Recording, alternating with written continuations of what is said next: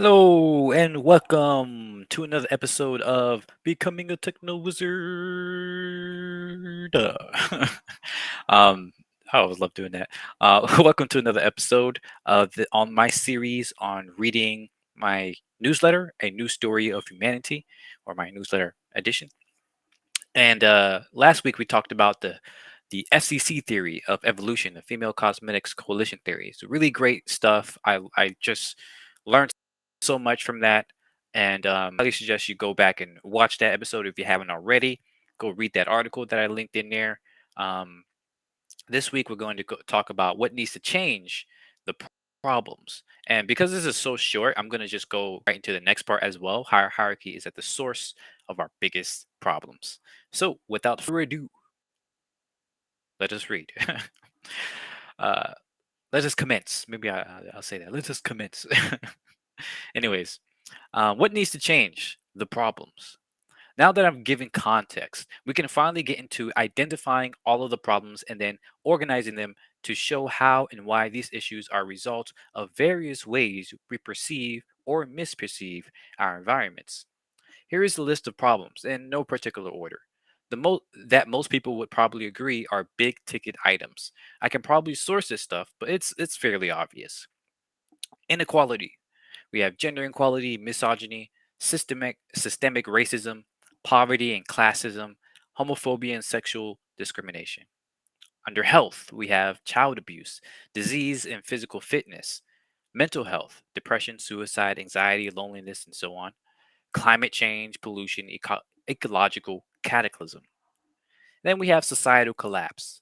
So that's misinformation and mistrust, extremism and isolationism, authoritarianism such as dictatorship, central government, egotistic leaders. I should probably say I should have also said fascism, corporatism, capitalism, monopolies, lobbyists, resource hoarding, goodness, consumerism, etc., and supply chains and industrialization, which is waste, exploitation, unsustainability, and so on, and of course, war, especially religious, political, and an economic war.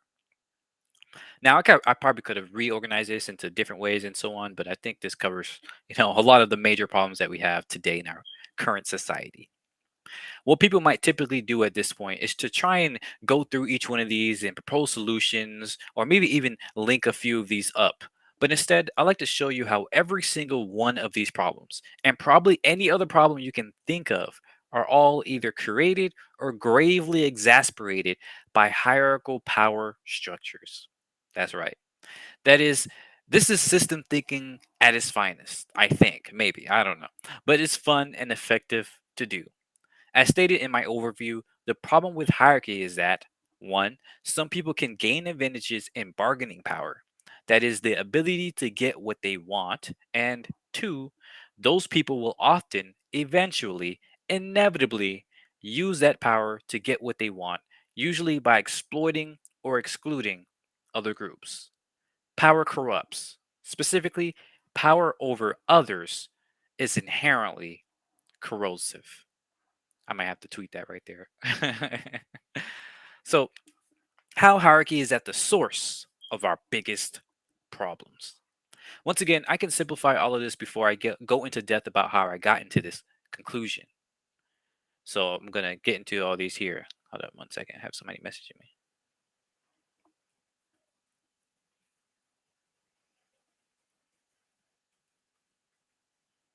All right.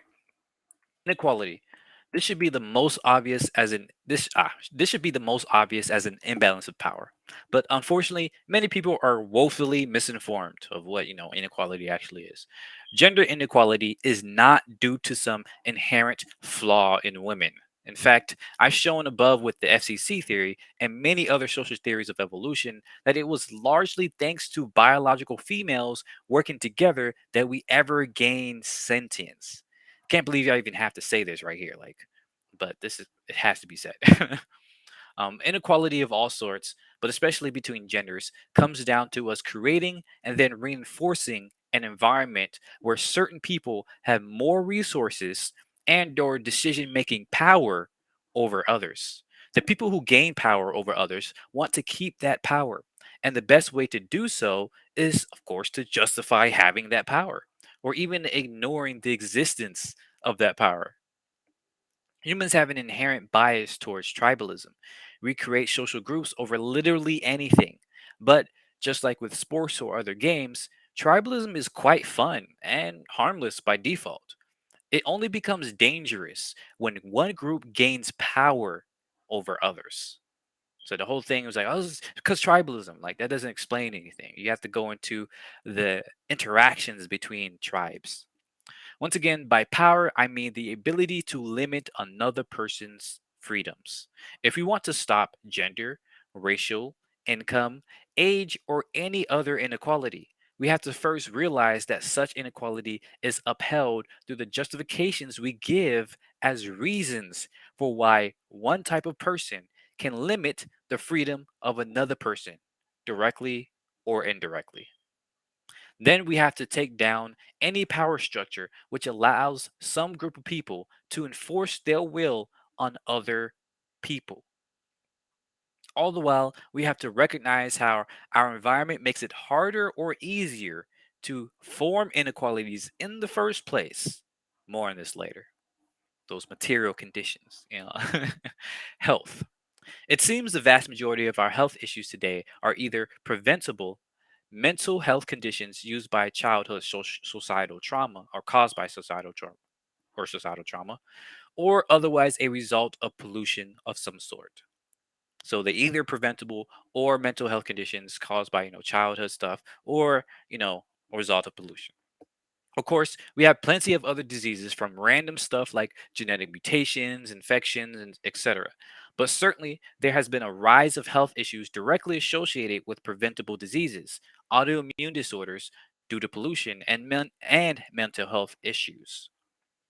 Yes, some of these issues are indirectly due to or even independent of the power structures we find ourselves in. But we know for a fact that poverty and abuse are some of the leading causes of mental disorders, right? So again, granted, I do have to say that we are not 100% sure of the.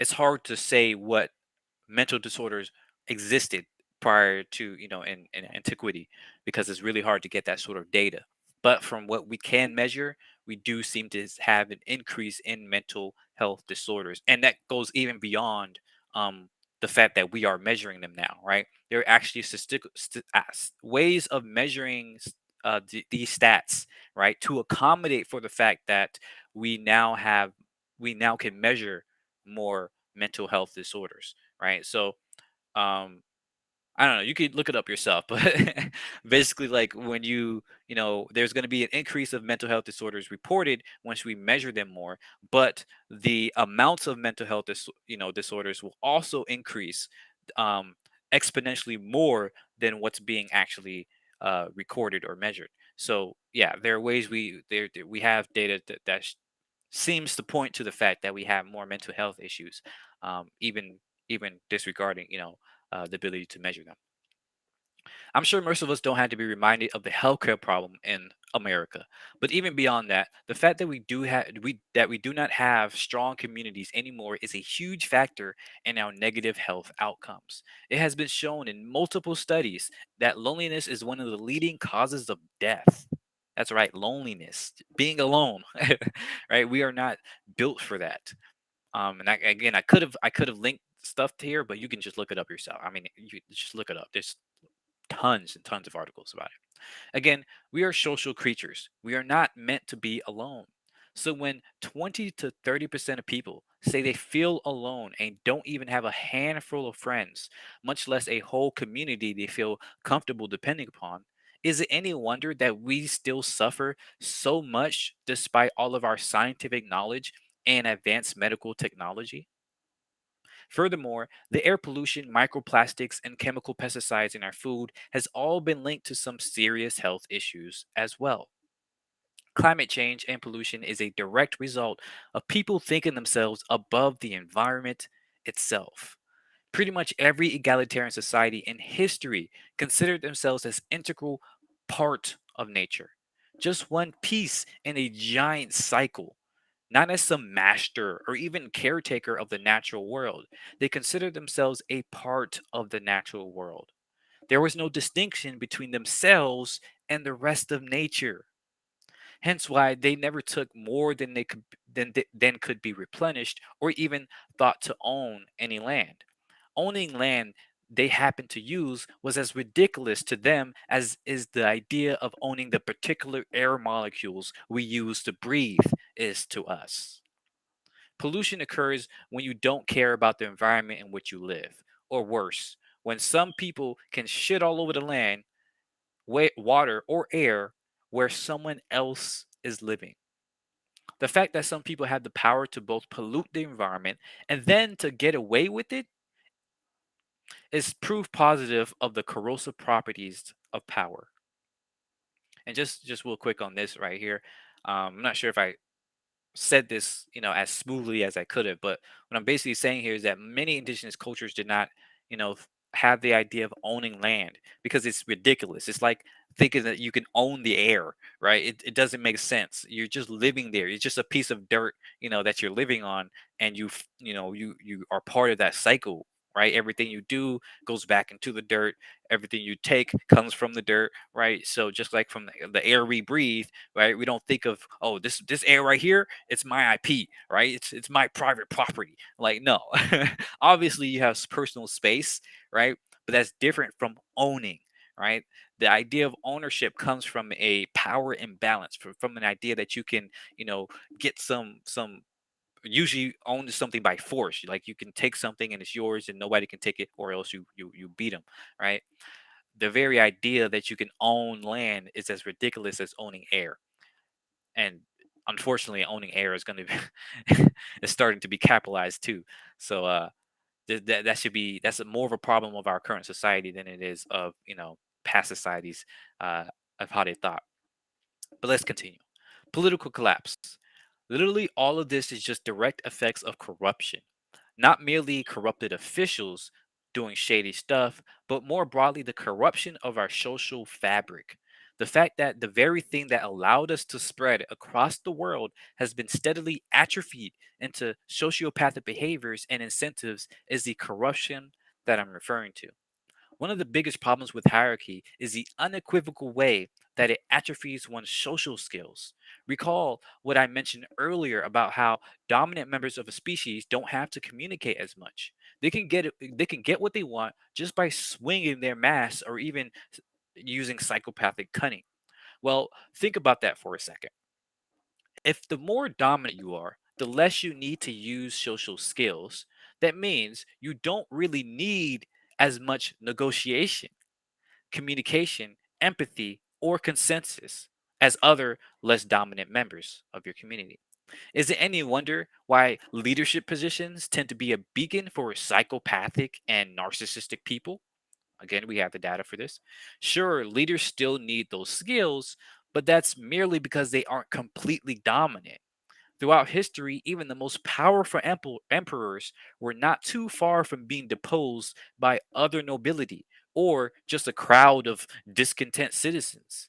So you use these social skills, but only for the purpose of appeasing people just enough to get what you want, without ever truly having to care about their needs.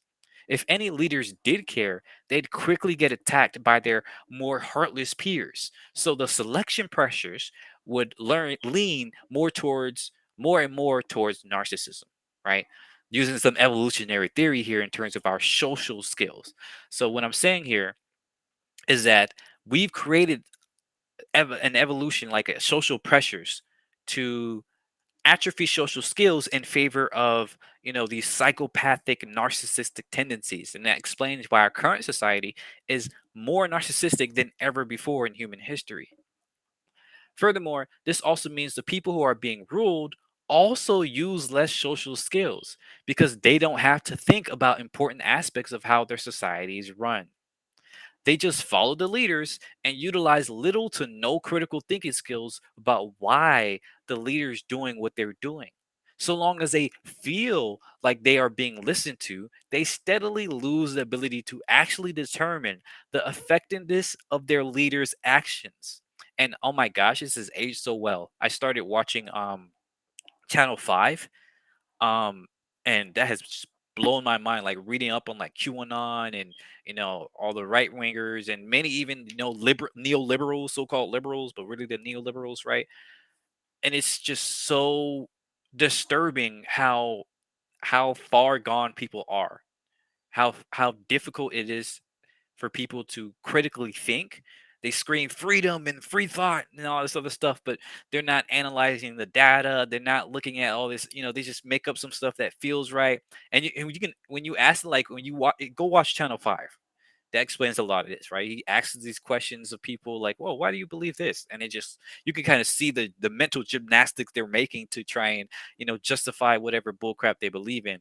And it's really sad. You see this right here in action. This atrophying of social skills, this atrophying of critical thinking skills. It's seriously concerning. So, on one side, you have a deterioration and weaponization of social skills towards more manipulative use cases. And on the other, you have an outsourcing and thus atrophy of social skills towards more vapid or easily fooled uses. Does that not sound familiar? This is why specialization of skills is actually not always good. It can be very, very bad. Though I haven't researched this particular aspect, I hypothesize that wherever you find skill specialization in a society, you will find the creation and or widening of class stratification. And so, yeah, I really want to do a paper on this one day because I do think there's something here. When you specialize skills such as decision making, then you forfeit the most important power to a specific class of people. This group can and will play deadly power games with that power, while the other classes are stuck picking up the scraps. When you study egalitarian cultures, you see that they all spend a lot of time discussing various matters of their community with the entire community. This may sound like a bad thing to those of us who have been indoctrinated to believe that politics are just for people who want to play power games and for bureaucracy. That's because it is.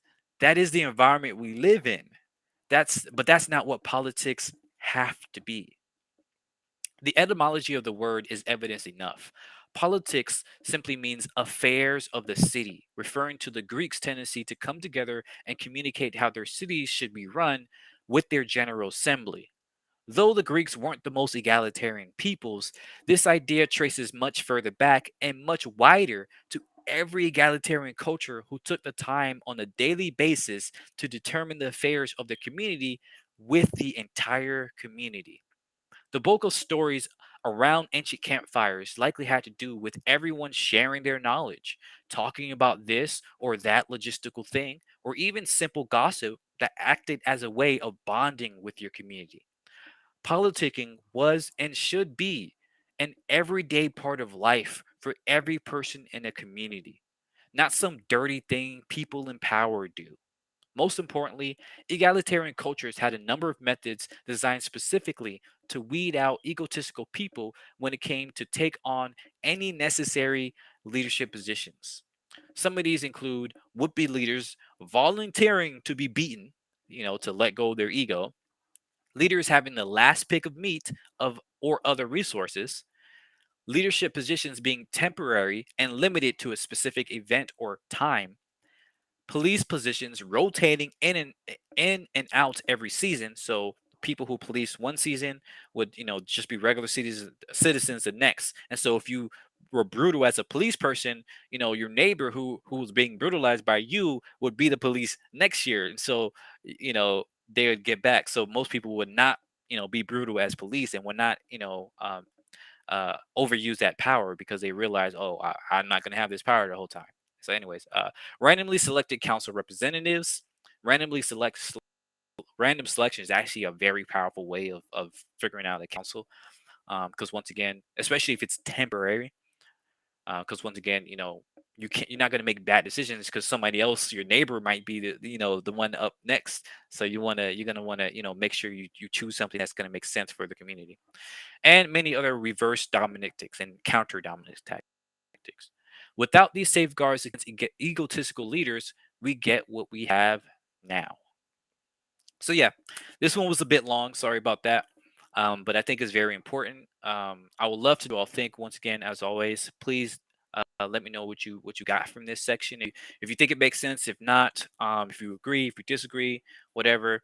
Love to have discussions about this stuff. I think being able to think on this level and think about these sorts of things um, really helps us to consider what it what it will take to make a better world, right? If we just leave these decisions off for the policymakers and the entrepreneurs or whatever, the even the people with degrees, then where most of us who don't have degrees, like myself, or who aren't in positions of power, right, are going to be left in the lurch, going to be left picking up the scraps, hoping that our little vote matters, right? No, let's make actual councils, let's make actual communities in which we actually discuss all these issues, right? And this is where it starts, I think. Um, so yeah, thanks as always for listening and watching, and have a great day. See ya. Bye bye.